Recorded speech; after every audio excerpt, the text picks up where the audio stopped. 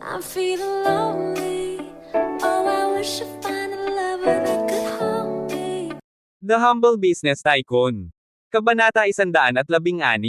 Pagkatapos ng maikling talakayan, nagpa siya ang dalawang presidente na kumatawan sa kani-kanilang mga club para maglaro sa huling round, at isang round ang magdedetermina ng resulta. Inaasahan ng lahat ang huling laban na ito. Pagkatapos ng lahat, ang panalo o pagkatalo sa oras na ito ay may kaugnayan sa karangalan ng koponan. Umaasa ang lahat na mananalo ang kanilang pangulo. Sa ilalim ng tingin ng mga inaasahan ng lahat, sina Kenneth Wu at Mr. Rudyard Ming ay dahan-daang umakyat sa entablado, at ang dalawa ay nakatayong magkaharap.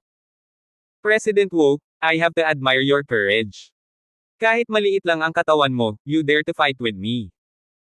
Napangiti si Mr. Ming nang mapanlate, nakita ang mga mata ni Kenneth na bahagyang nanunuya. Ang mga miyembro ng Lower Stage Physical Education Institute ay sumunod lahat at hindi napigil ang lihim na pagtawanan si Pangulong Wu, na tinawag siyang pinakamahinang martial arts director sa Luzhou. Hindi nakakagulat na ang hippie tenderloin ni Kenneth ay mahaba at puti, at mukhang marupok, hindi nakakagulat na siya ay minamaliit. Sa mata ng mga miyembro ng Sports Institute, walang kwentang pag-aaksaya si Pangulong Wu, at natatakot ako na maabuso si Pangulong Ming. Huwag husgahan ang mga tao sa pamamagitan ng kanilang hitsura, o pagsisisihan mo ito. Itinikom ni Kenneth Wu ang kanyang bibig at kumpiyansa na ngumiti. Ang kumpiyansa sa sarili na ito ay nagbigay ng kaunting ginhawa sa mga miyembro ng Unibersidad ng Teknolohiya, ngunit sa katunayan, hindi pa rin maiwasan ng lahat na magpawis ng malamig para kay Pangulong Wu. Bagamat nakita ko na ang mga kakayahan ni Pangulong Wu noon, ang kalaban na kinaharap ko sa pagkakataong ito ay si Rudyard Ming ng Institute of Physical Education. Matagal na ang nakalipas, narinig ng lahat na si Pangulong Ming ay napakalakas at kakaunti ang mga kalaban sa komunidad ng Luzhou. Sa pagkakataong ito naglaro si Pangulong Wu laban kay Mr. Ming at halatang dehado. Ngayon ay ipapaalam ko sa iyo kung gaano ako kagaling. Matapos sabihin ito ni Pangulong Ming, inatake niya si Kenneth Wu. Tinapik niya ang daliri ng kanang paa, pumalpak, mabilis na lumapit ang katawan niya kay Kenneth Wu, at sabay hampas ng kamao niya. Ang lakas ng kamao na ito ay nakakabigla at nabasag sa hangin. Bahagyang pumaybot ang sulok ng bibig ni Kenneth Wu, at nang papalapit na ang kanyang kamao, mabilis na gumalaw ang kanyang katawan ng paalang, iniiwasan ang isang suntok. Sabay lakad sa kanang likod ni Mr. Ming, biglang sinipa gamit ang kaliwang paa, at sinipa ng malakas si Pangulong Ming. Dahil sa sipa na ito ay nawala ng bantay si Mr. Ming, na napilitang umatras ng ilang hakbang.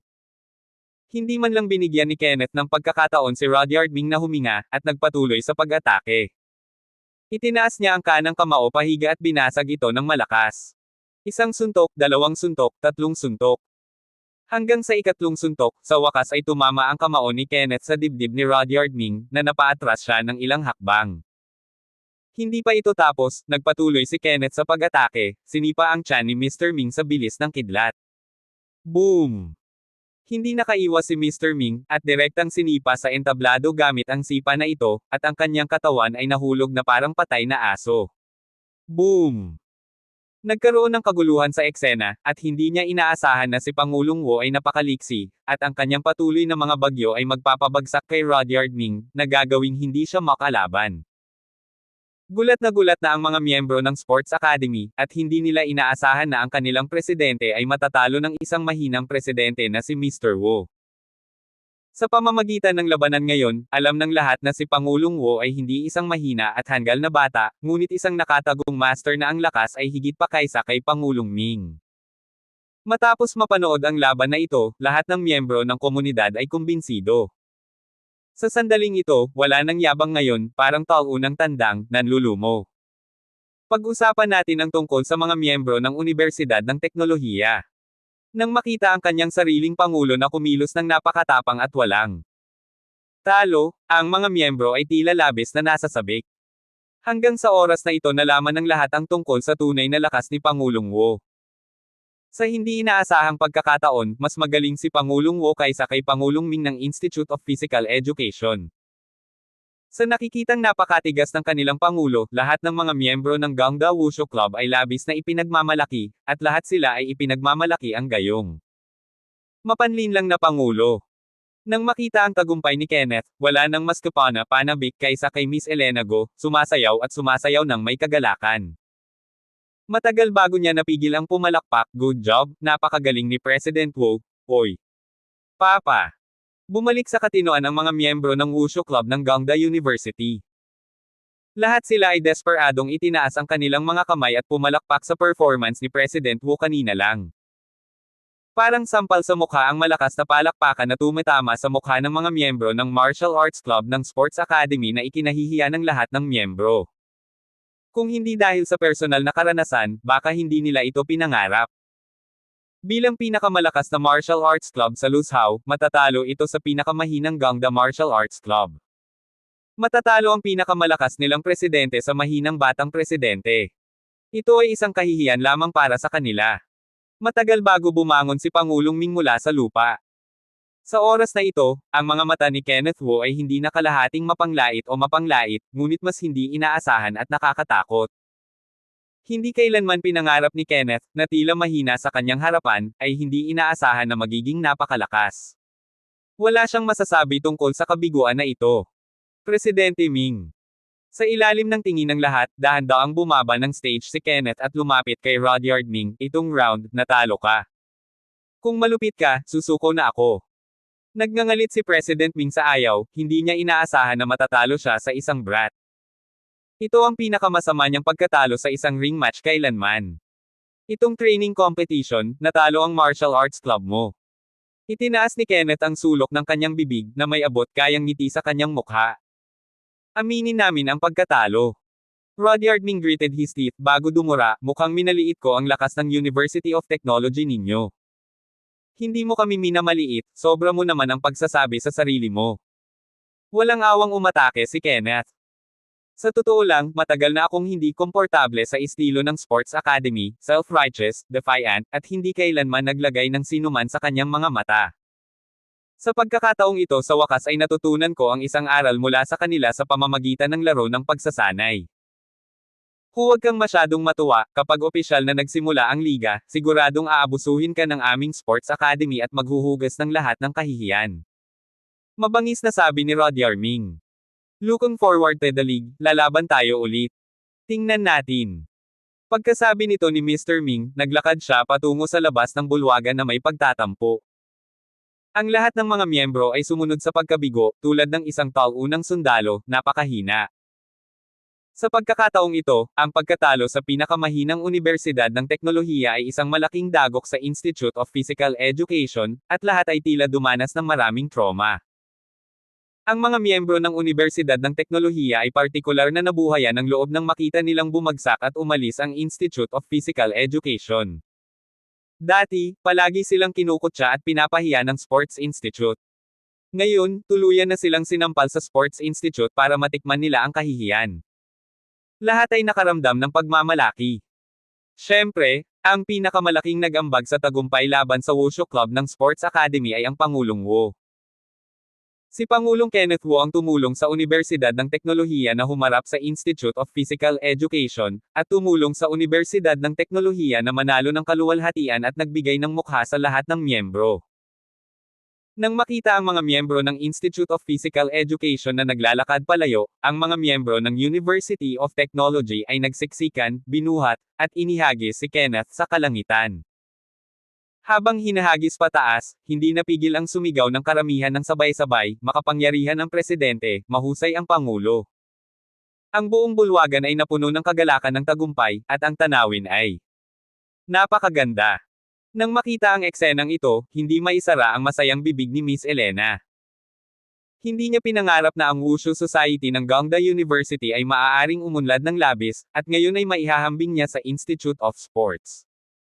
Kung hindi sasali si Kenneth sa club, ang kanilang Gangda Martial Arts Club ay palaging isang maliit na club. Palagi silang nasa ilalim ng lipunan at kinukutya ng ibang mga club. Kabanata 117. Ang kompetisyon sa pagsasanay ay natapos sa ganitong paraan, at ang Wushu Club ng Gangda University ay nanalo sa pangwakas na tagumpay, na malubhang natalo ang diwa ng Wushu Club ng Sports Academy.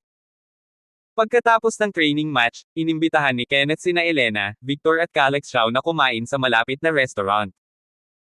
Sa restaurant, ngayon ko lang nakilala si Megan Lee, ang ex-girlfriend ni Kenneth at ilang estudyante mula sa foreign department. Hoy, hindi ba siya ang babaeng gusto mo? Nakilala ni Miss Elena si Miss Megan sa isang sulyap. Dahil si Kenneth ay pumasok sa martial arts club para kay Megan Lee noon, labis siyang humanga sa babaeng ito na nagngangalang Megan. Leave her alone, kain na tayo. Bahagyang ngumiti si Kenneth Wu, at inakay si Miss Elena at ang iba pa papunta sa restaurant. Oh! Hindi mapigilan ni Miss Elena na tumingin kay Miss Megan ng ilang beses, at pagkatapos ay sinundan si Kenneth upang maupo sa bulwagan. Pagkatapos mag-order ng pagkain at humingi ng beer, nagsimulang uminom at magkwentuhan ang lahat. Si Miss Elena ay medyo nawala ng pag-iisip at sumusulyap kay Megan Lee paminsan-minsan, nakaramdam ng kaunting selos sa babaeng ito sa kanyang puso. Pagkatapos ng lahat, si Kenneth Wu ay nagustuhan ang babaeng ito na sobrang baliw noon. Kaya lang, hindi niya maintindihan kung paano ba pinakawalan ni Miss Megan ang isang batang lalaki na kasing galing ni Kenneth Wu. Sa oras na ito, si Miss Megan Lee, na nakaupo sa katapat na mesa, ay nakita rin si Kenneth, tumalikod. Nakatitig ng diretso kay Kenneth, nakaramdam ng labis na kalungkutan. Minsan nang naging tapat at maginoo si Kenneth kay Megan, at sa nakaraan siya namatay at nabuhay para sa pag-ibig sa kanya. At ngayon, tinuring siya ng batang lalaki bilang hangin at hindi man lang siya tiningnan. Nakatitig kay Kenneth Wu sa loob ng ilang saglit, muli niyang ibinaling ang tingin kay Miss Elena Go. Nang makita ang babaeng ito na napakalapit kay Kenneth, lihim siyang nakaramdam ng inggit sa kanyang puso. Kung hindi niya ito pinalampas, siya dapat ang lugar sa tabi ni Kenneth, pero sayang. Nagbago na ang lahat. Ang dalawang babae ay buntis ng mga multo, iniisip ang tungkol sa kanilang mga bagay. Walang nakakaalam, ngunit si Miss Elena at Megan Lee ay lihim na nagseselo sa isa't isa sa oras na ito. Boom! Sa sandaling ito, aksidenteng natamba ni Calex Xiao ang beer at nahulog sa lupa, at ang mga hops ay unti-unting nakarating sa mesa ni Miss Megan. Ang batang lalaki na may salamin sa tapat ni Megan ay agad na nalungkot, itinuro ang ilong ni Calex Xiao at sumigaw, "Anak, lumapit ka at humingi ng tawad sa akin." I'm sorry. Tumayo si Calex at mabilis na humingi ng tawad. Ngayon kasi ay isang martial arts club gathering, at ayaw niyang ma-disappoint. Oh, hindi ba ito ang mga lalaki mula sa ating Gangda Wushu Club? Nakilala ng lalaki, nang panoorin si Calex at ang iba pa, at sadyang sinabi, "Halika rito at dilaan mo ang mga hop na unti-unting dumarating sa Laosu." Ang kanyang dating kasintahan ay inagaw ng mga miyembro ng martial arts club, at iyon ang dahilan kung bakit kinasusuklaman niya ang mga tao sa martial arts club. Sobra ka naman. Halatang medyo natakot si Calex Xiao, at medyo mahina ang boses niya. Sobra na ako. Pagkasabi nito ng lalaking may salamin, diretso siyang lumapit kay Calex na may dalang bote ng beer. Tila ninakawan ni Calex ang kanyang dating kasintahan, at inihagis ang lahat ng galit kay Calex Xiao.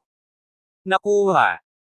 Hinampis ni Kenneth Wu ang kanyang chopstick sa mesa, tumayo at naglakad para harangan ang lalaking nasa harap ng salamin. Sa tingin ko okay ka lang na naghahanap ng gulo, tama? Noong una, gusto kong anyayahan si Calex na kumain, bilang kabayaran sa hinaing na dinanas ni Calex bilang kanyan sa ring. Sa hindi inaasahan, paglabas niya, malas siya.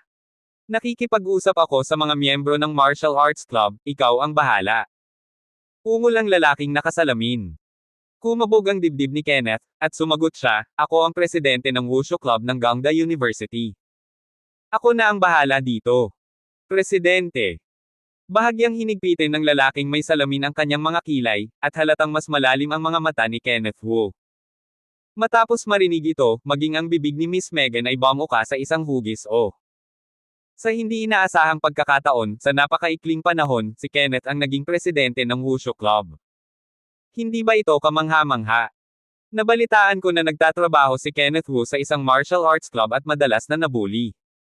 Bakit siya pa ang presidente ngayon? Ang lalaking may salamin ay sumulyap kay Kenneth ng masama, at hindi maiwasang mapanuksong sinabi, "Katulad mo, nahihiya kang maging presidente ng isang martial arts club, bakit hindi ka umihi at magpa-picture?" I'm in good mood today, ayokong gawin ito, I advise you to keep your mouth clean. Malamig na babala ni Kenneth Wu. Fu. Mabangis na dumura sa lupa ang lalaking may salamin, at mapanuksong sinabi, ang mahina mong basura, anong magagawa mo sa akin, halika, tatamaan ka dito, hahayaan kitang tamaan, maglakas loob ka bang makatama. Itinuro ng lalaking nakasalamin ang kanyang gwapong mukha at sumigaw ng malakas. Boom! Nang marinig ito, hindi na kailangang maging magalang si Kenneth. Mabangis niyang ibinato ang kanyang kamao at nagmura, nakakainis talaga.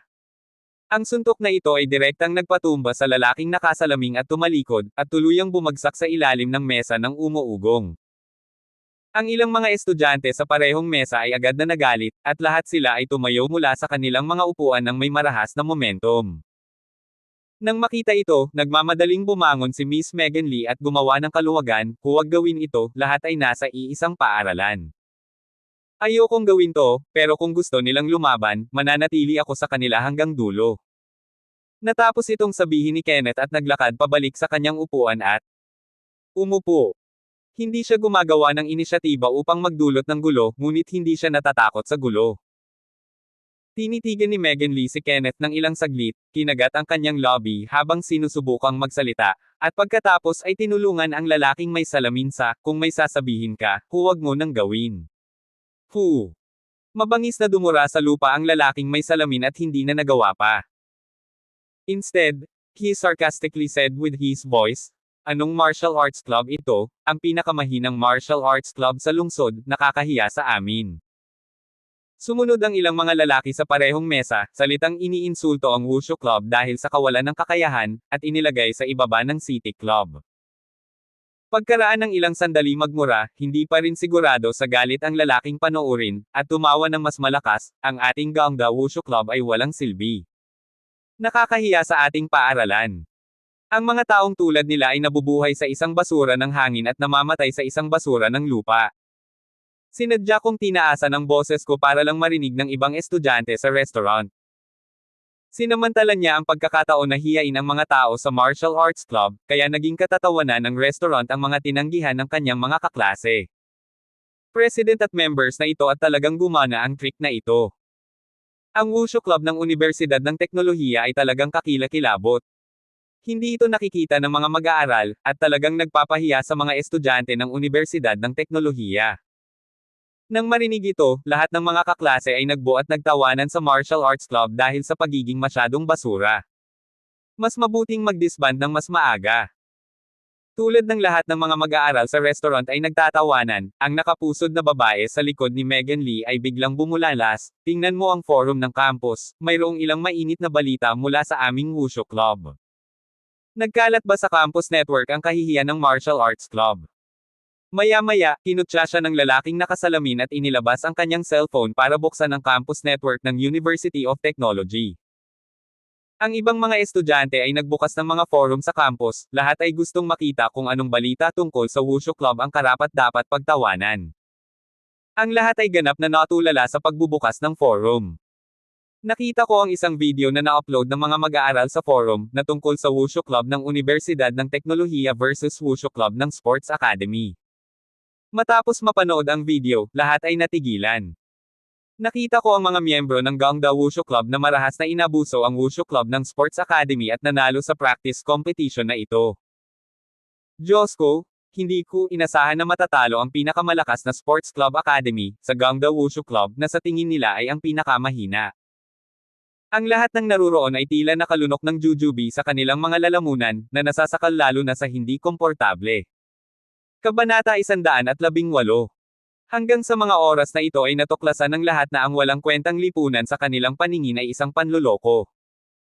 Matapos mapanood ang video ng sarili nilang martial arts club Tyrannical Sports Academy, naramdaman ng mga estudyante ang pagmamalaki sa kanilang mga puso.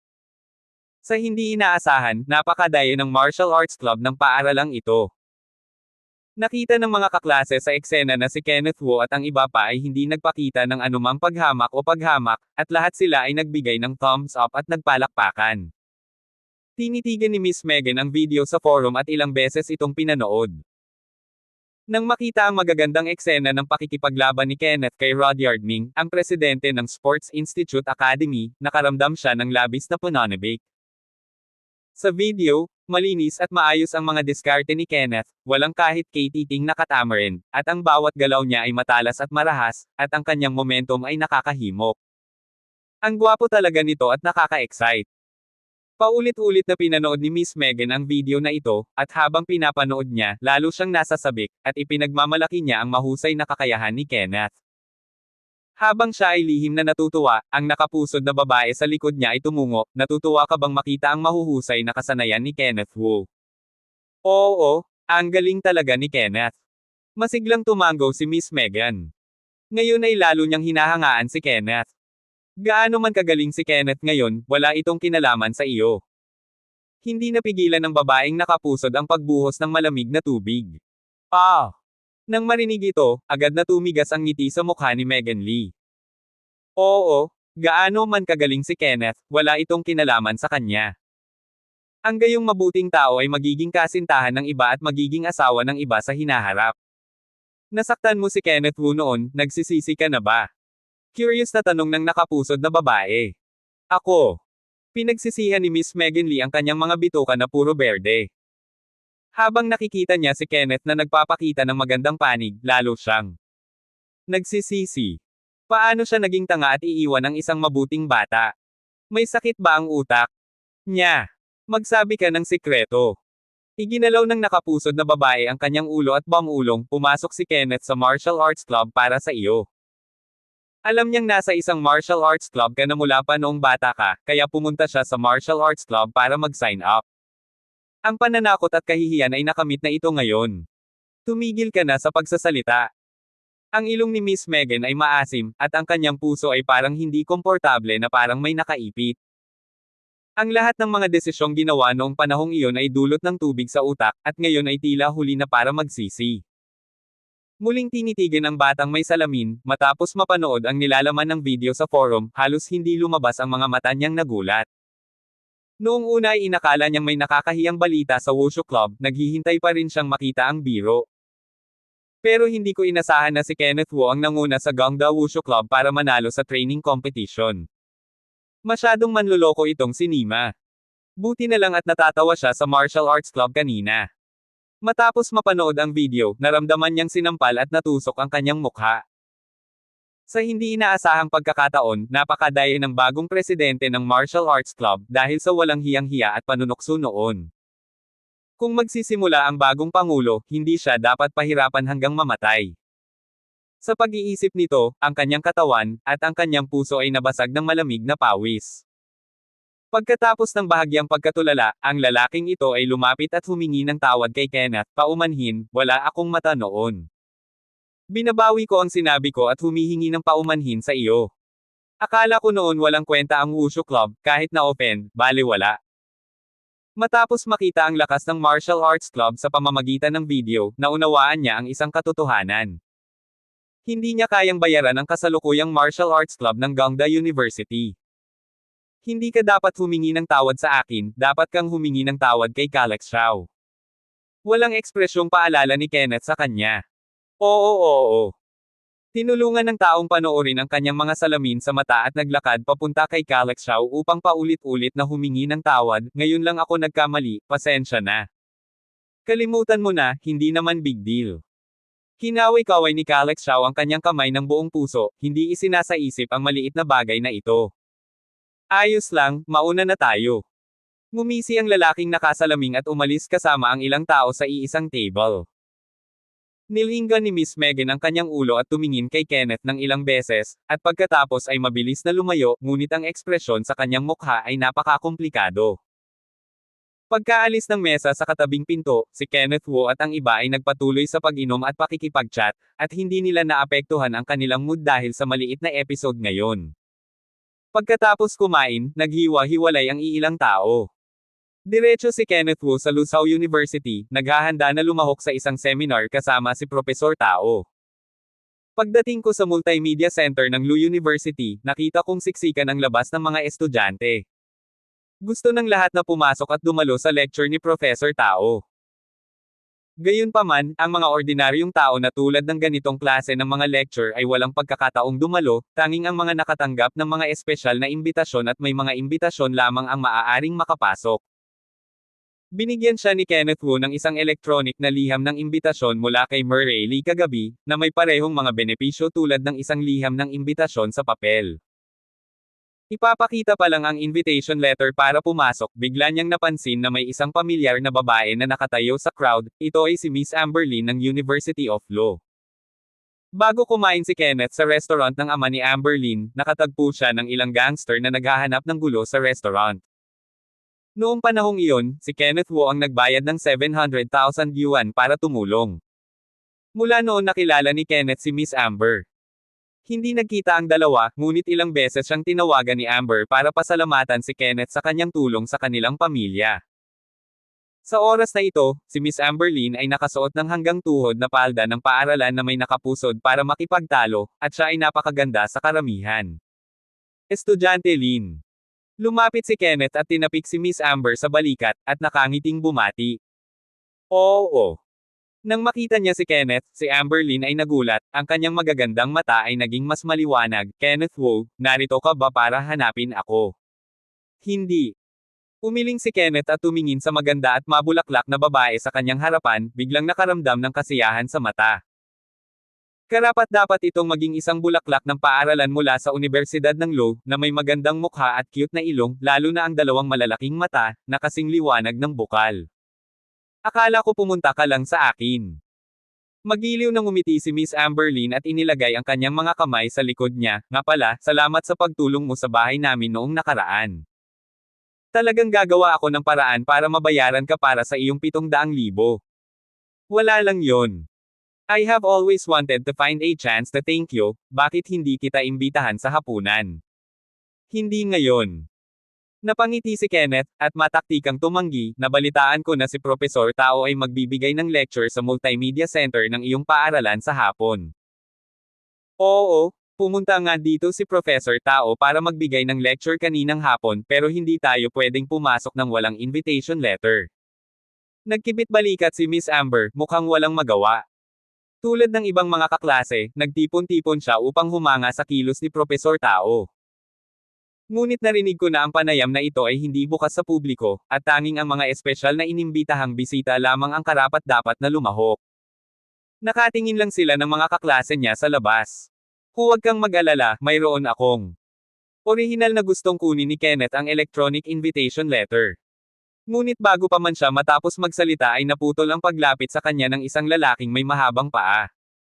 Amber, nandito ka rin pala. Tumakbo ang lalaking may mahabang paa at nakangiting binati si Amber Lin. Okay. Napangiti si Miss Amber at itinuro si Kenneth sa tabi niya at ipinakilala, siya ang kaibigan kong si Kenneth Wu. Magkaibigan kayo. Ang mahabang paa na batang lalaki ay sumulyap kay Kenneth ng ilang beses. Buong pagmamalaki niyang itinaas ang kanyang dibdib at nagpakilala, ako si Troy Lin, na inyong kaklase kay Professor Tao at ako rin ang chairman ng Student Union sa departamento. Nang sabihin niyang siya ang chairman ng Student Union, sobrang proud ang ekspresyon ng mukha niya, na para bang ipinagmamalaki niya ang ganoong fraudulent identity. Kabanata 119. Hello. Bahagyang ngumiti si Kenneth Wu bilang pagbati. Hindi ito pinahalagahan ni Troy Lin, at malamig na nagtanong, sa palagay ko ay medyo kakaiba ka, saang paaralan ka nanggaling? Luzhou University of Technology. Ito pala ay isang estudyante ng Universidad ng Teknolohiya, mas masahol pa sa ating law. Napangiwi si Troy, at nagtanong na parang bilanggo, ano ang gusto mong gawin sa aming paaralan? Papunta na ako. Bago matapos magsalita si Kenneth Wu, pinutol siya ni Troy, kung gusto mong ituloy si Miss Amber Lin, ipapayo ko sa iyo na mamatay ka. Ang inyong mga estudyante sa universidad ay hindi sapat na kwalipikado. Malinaw, interesado siya kay Miss Amber, at halatang itinuring niya si Kenneth bilang isang karibal sa pag-ibig, kaya ang kanyang mga salita ay maaaring hindi kasiya siya. Si Miss Amber Lin sa tabi niya ay nagmamadaling nagpaliwanag, Chairman Lin, huwag mo akong intindihin, narito si Kenneth Wu para dumalo sa lecture ni Professor Tao. Sumali sa lecture. Tama. Haha. Ngumisi si Troy Lin at nanunuyang sinabi, katulad mo, gusto mo pa ring sumali sa lecture ni Professor Tao. Oo. Sabi ko, itong kaklase mo, hindi ka ba tumitingin sa salamin kapag lalabas ka? Ganun lang, gusto mo pang sumali sa lecture. Tila nakarinig si Troy ng isang malaking biro na may ngiti sa kanyang mga kilay. Ang ganitong uri ng ngiti ay labis na ikinagalit ni Kenneth, at nagtanong, ano ang mali sa pagpunta ko para dumalo sa lecture ni Professor Tao? Si Professor Tao ay isang nangungunang eksperto sa ekonomiya at pamamahala sa Jiangnan. Karamihan sa mga tao ay hindi kwalipikadong makinig sa kanyang mga lektura. Tanging ang mga espesyal na inimbitahang bisita lamang ang kwalipikado. Pagkatapos sabihin ito ni Troy, inilabas niya ang isang liham ng imbitasyon mula sa kanyang bulsa at ipinagmamalaki, alam mo ba kung ano ito? Professor Tao Lecture Invitation Letter.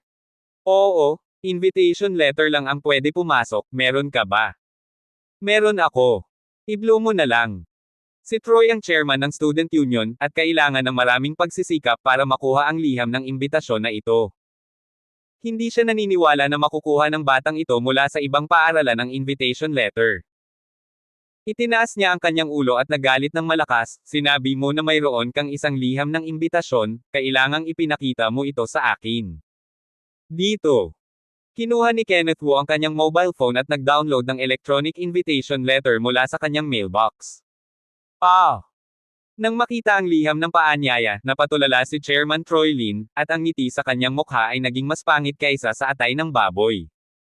Hindi niya akalain na kukunin talaga ng batang ito ang invitation letter. Nang tingnan niya itong mabuti, napatulala siya at hindi napigil ang mapabulalas, ikaw ay sulat ng isang bisitang VIP. Mayroong dalawang uri ng mga liham ng paanyaya para sa panayam ni Professor Tao. Ang isa ay mga ordinaryong liham ng imbitasyon, at ang isa ay napakataas na antas na mga liham ng imbitasyon sa VIP. Tanging ang mga partikular na maimpluwensyahan at maimpluwensyang ekonomiko ang maaaring maging mga VIP at makatanggap ng mga imbitasyon sa VIP. Pero hindi ko akalain na may hawak pala talagang VIP invitation letter ang batang kaharap niya na mas mataas ng ilang level sa kanya. Buti na lang at ngayon lang siya natawa sa batang ito, pero hindi niya akalain na mas malupit pa pala sa kanya ang invitation letter na inilabas niya. Bigla niya na lang naramdaman na uminit ang buong mukha niya, parang sinampal ng ilang beses, at hindi komportable. VIP invitation letter. Si Miss Amberlin sa tabi niya ay hindi napigil ang mapasigaw. Hindi rin niya inaasahan na magkakaroon ng invitation letter si Kenneth, ngunit isa pa rin itong VIP invitation letter, na may nakasulat na VIP na napakakapansin-pansin. Ayon sa impormasyon sa ticket, itong invitation letter ko ay maaaring magpapasok ng mga tao, Amber, gusto mo bang sumama sa akin? Sinubukan ni Kenneth Wu na magtanong. Okay. Masiglang tumango si Miss Amberlin, natural na hindi siya makahingi ng ganoong magandang pagkakataon para makinig sa lecture ni Professor Tao. Tara na. Hinawakan ni Kenneth Wu ang braso ni Miss Amber at pinisil ang mga tao patungo sa Multimedia Center.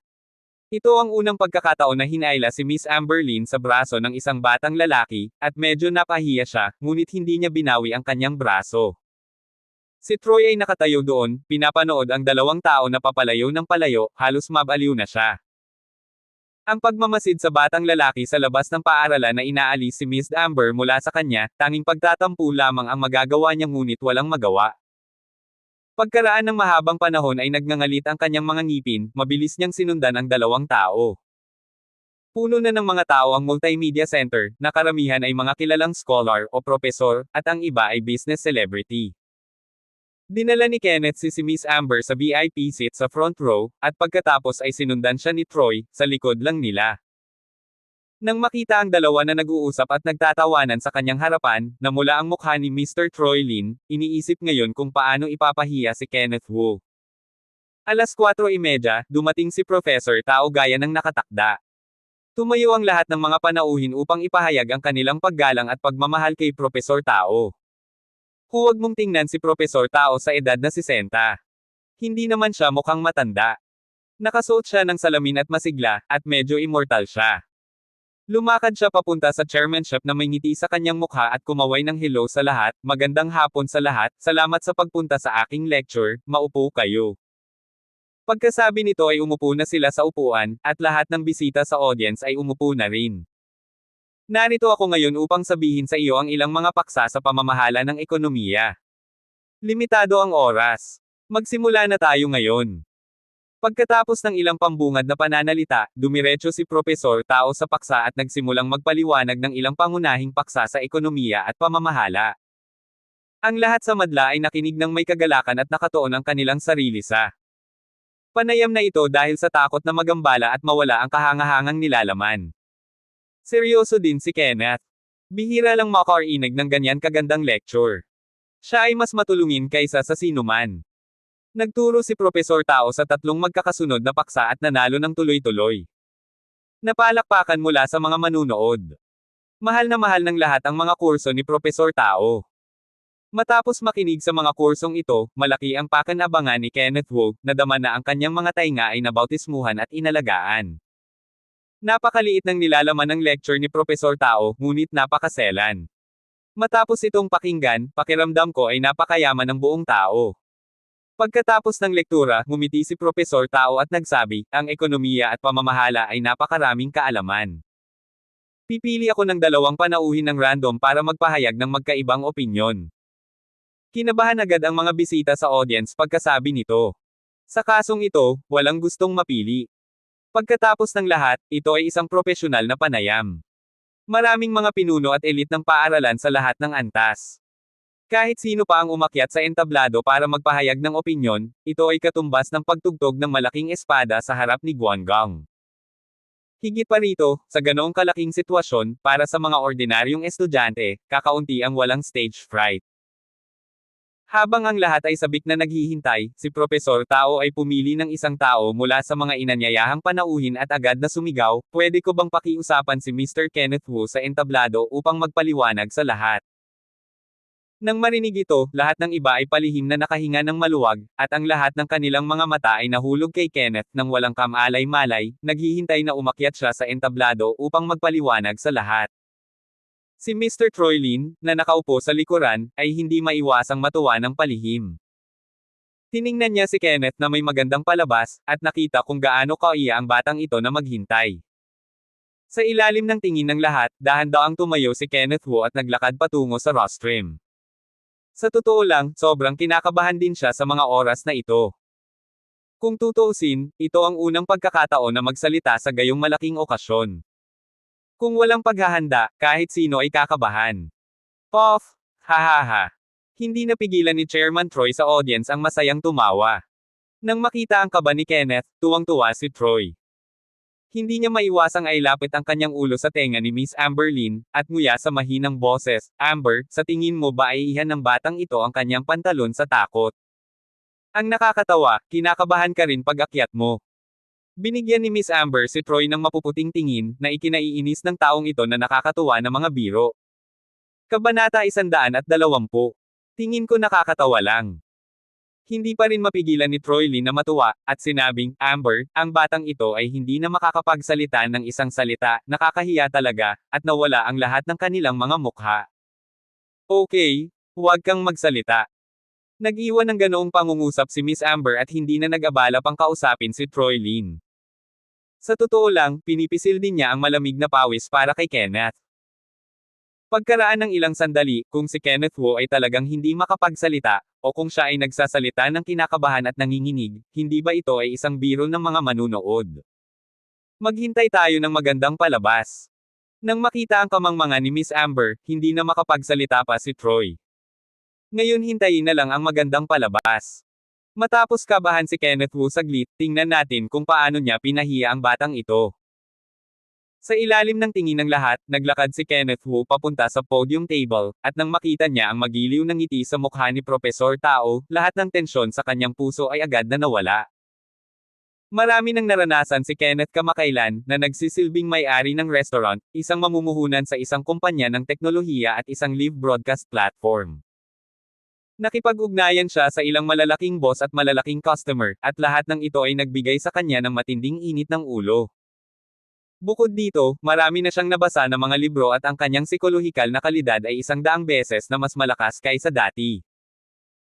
Kaya't napakabilis ni Kenneth na patahimik ang kanyang isipan, napatahimik ang kanyang pusong kinakabahan, at bahagyang yumuko kay Propesor Tao, salamat Propesor Tao sa pagbibigay sa akin ng pagkakataong ito. Pagkatapos ay hayagang sinabi niya sa lahat, mga minamahal na pinuno, panauhin, at mahal na mga mag-aaral. Si Profesor Tao ay isa sa mga pinakamamahal kong iskolar. Pagkatapos kong pakinggan ang kanyang kurso, marami akong napakinabangan. Susunod, maglalahad ako ng ilang mga pananaw sa kurso ni Professor Tao ngayon. Kung may mali, pakiusap, pagpasensyahan. Ang pambungad na pananalita sa ilang pangungusap lamang ay may kakayahan at makapangyarihan, maginoon na banayad, maluwag at makapangyarihan, nang walang kahit katiting na takot sa entablado. Ang gayong perpektong pagbubukas ay hindi maaaring makatulong ngunit gawing kakaiba ang hitsura ng mga bisita. Ang mga panauhin sa madla ay orihinal na nag-aalala na ang kaklase ay kabahan at mapapahiya pagdating sa entablado, ngunit pagkatapos lamang ay natuklasan na ang pagganap ng kaklase na ito ay napakahusay. Maging si Miss Amberlyn ay nabigla sa ugali ni Kenneth Wu. Hindi niya inaasahan na bata pa si Kenneth, ngunit nagpakita siya ng magandang ugali, medyo may prestihiyo ng isang pinuno. Si Mr. Troy Lin, na naghihintay na makita ang biro, ay natulala rin. Akala ko ay manganginig si Kenneth pagkatapos maluklok sa kapangyarihan at hindi makapagsalita ng kaba, ngunit ang resulta ay kabaligtaran. Matapos umakyat sa entablado ang bata, si ngayon ay bukas palad, malakas at makapangyarihang magsalita, ipinakita ang estilo ng isang mananalumpati. Hindi ako makapaniwala na ang isang mag-aaral sa kolehiyo ay maaaring maging kalmado sa entablado, kaharap ang mga pinuno at panauhin ng walang anumang takot sa entablado, at ang pagganap ay madali. Sa ilalim ng tingin ng lahat, dumiretso si Kenner sa tema, tungkol sa ekonomiya at pamamahala. Ito ay isang panukala na ginagawang karapat-dapat na pag-isipan ang lahat ng sangkatauhan. Susunod, malayang nakipag-usap si Kenneth Wu at sinabi ang ilan sa kanyang mga insight at cognition sa economics at management. Sa panahong ito, nagbasa siya ng maraming libro tungkol sa ekonomiya at pamamahala, kasama ang mga talaan ng mga gawain ng pamilya Wu, at ang kanyang kamakailang kasanayan sa pamumuhunan, natural na maipahayag niya ang ilang natatanging mga pananaw. Kapag nagsasalita, siya ay madamdamin, tulad ng isang general na namumuno sa libu-libong tropa, at bawat salita ay puno ng damdamin. Si Amberlyn sa audience ay natulala. Nakatingin kay Kenneth Wu na may bulag na mga mata at nakikinig sa malalim na kaalaman ni Kenneth Wu sa ekonomiya at pamamahala, naramdaman niyang parang binubugbog siya ng heatwave. Hindi ko akalain na ang isang batang estudyante ay nakakapagsalita ng mga nakakabagot na bagay gaya ng pamamahala at pamamahala na puno ng misteryo at damdamin. Lalo na ang madamdaming estilo ni Kenneth Wu sa mapagbigay ng mga talumpati ay maaaring magpakilo sa lahat ng mga selula sa kanyang katawan. Guwapo. Sobrang guwapo. Sa oras na ito, si Kenneth sa entablado ay napakagwapo at nakakasawa. Kailanman ay hindi niya hinangaan ang isang lalaking may ganitong hitsura. Sa pagkakataong ito siya ay labis na naakit kay Kenneth Wu, ang kanyang mga mata na puno ng pagkahibang. Hindi ko akalain na ganoon pala kagaling ang batang nasa harapan ko. Hindi lamang si Miss Amber ang naakit, ngunit ang lahat ng mga panauhin ay labis na naapektuhan ng pananalita ni Kenneth Wu. Sa mata ng lahat, ang katalinuhan ni Kenneth ay natatangi at kawili-wili, ang kanyang estilo ng pagsasalaysay ay natatangi, at ang kanyang mga salita ay nagtataglay ng pagmamahal sa ekonomiya at pamamahala, upang siya ay maging malalim na nakaugat sa puso ng mga tao. Kahit na ang paliwanag ni Kenneth ay hindi kasing propesyonal ni Profesor Tao, ang kanyang mga kasanayan sa wika ay mas kaakit-akit. Anyway, ang mga babae sa eksena ay labis na nabighani sa paliwanag ni Kenneth Wu. Sa pagtingin kay Kenneth na madamdamin sa entablado, naramdaman ng lahat ang pakiramdam ng umibig. Siyempre, ang mga batang lalaki ay nahawa rin sa mga paliwanag na ito, at ang kanilang mga katawan ay puno ng pagnanasa na tila sila ay nag-aapoy. Maging ang mga pinuno at eksperto na naruroon ay hindi napigil ang tumango ng palihim, sumang-ayon sila kay Kenneth mula sa kaibuturan ng kanilang mga puso. Matagal nang nalilito si Chairman Troy. Hindi niya inaasahan na si Kenneth Wu, isang bata ay hindi lamang medyo kinakabahan, ngunit ipinaliwanag din ang gayong panloloko. Ni hindi niya maiwasang lihim na magtaka kung estudyante ba o speaker ang batang ito. Ito ay medyo labis na pandaraya. Ang pinaka nakakagulat na tao sa eksena ay si Professor Tao. Hindi niya inaasahan na ganito katahimik ang estudyanteng ito na nagngangalang Kenneth Wu sa entablado. Sa pakikinig sa mga insight at cognition ni Kenner sa economics at management, patuloy na nagbabago ang ekspresyon sa kanyang mukha, ngunit higit pa rito ay ang labis na kasiyahan at kagalakan. Wow! Pagkatapos ng talumpati, ang madla ay sumambulat sa masigasig na palakpakan sa mahabang panahon. Ang mga panauhin na naruroon ay labis na humanga sa talumpating ito, at ang lahat ay hinangaan ito mula sa kaibuturan ng kanilang mga puso at lubos na nagpalakpakan. Pagkatapos ng palakpakan, ang mga bisita ay hindi napigil ang magbulungan, lahat sila ay gustong malaman ang mga detalye ng Kenneth Wu. Kinilala ng ilang tao si Kenneth bilang isang mag-aaral ng Unibersidad ng Teknolohiya, at lahat sila ay nagbigay ng thumbs up at pinuri si Mr. Kenneth Wu para sa paggawa ng mukha para sa Unibersidad ng Teknolohiya. Maging ang maraming pinuno ng Unibersidad ng Law ay tinatalakay ang paglipat kay Kenner Wu, at nais na kunin siya sa Unibersidad ng Law. The above are some of my humble opinions on economics and management. They only represent my personal views. Sana maintindihan nyo kung may mga pagkukulang. Yumuko si Kenneth Wu sa lahat at tumalikod para bumaba. Maraming mga batang babae sa audience ang tumayo at nakipagkamay kay Kenneth. Magalang na kumaway si Kenneth Wu sa lahat at bumalik sa kanyang upuan. Tinitigan ni Miss Amber si Kenneth at nilunok ang kanyang laway. For a long time she asked stupidly, "Hoy, estudyante ka ba talaga ng University of Technology?" Oo naman. Masiglang tumango si Kenneth Wu, napahiya siya sa nagninangas na mga mata ni Miss Amber. Wow! Ang galing naman ng University of Technology mo, hindi ko maiwasang magselos na tinuruan Kame ng napakahusay na estudyante. Hinawakan ni Miss Amberlin ang kanyang maliit na mukha, na parang fan. To be precise, she is more like a cute like this. Hindi ako kasing galing ng sinabi mo. Napakamot ng ulo si Kenneth at lumingon kay Troy, Chairman Lin, don't you think? Ako. Nais ni Troy na humanap ng tahi para makapasok. Sa oras na ito, hindi siya kwalipikadong suriin si Kenneth Wu. Noong una, gusto niyang makita si Kenneth, isang batang lalaki na nahihiya at napahiya sa publiko. Dahil dito, ang batang ito ay mahusay na gumanap at biglang naging focus ng mga manunood. Siya ay hinanap at minamahal ng hindi mabilang na mga tao, at maging ang mga pinuno ng paaralan ay pinuri siya ng husto. Lalo na nang makita ang obsessive na tingin ni Miss Amber kay Kenneth Wu, halos mamatay siya sa selos. Chairman Lin, gusto kong humingi ng iyong payo sa hinaharap. Mapakumbabang. Ngumiti si Kenneth. Ito ay malinaw na sampal kay Mr. Troy Lin. Ibinaba ni Troy ang kanyang ulo at ni hindi makalabas ng isang umutot. Abangan ang mga susunod pang kabanata ng The Humble Business Tycoon. For more updates, please subscribe to my YouTube channel. And don't forget to like and share. Thanks for your support.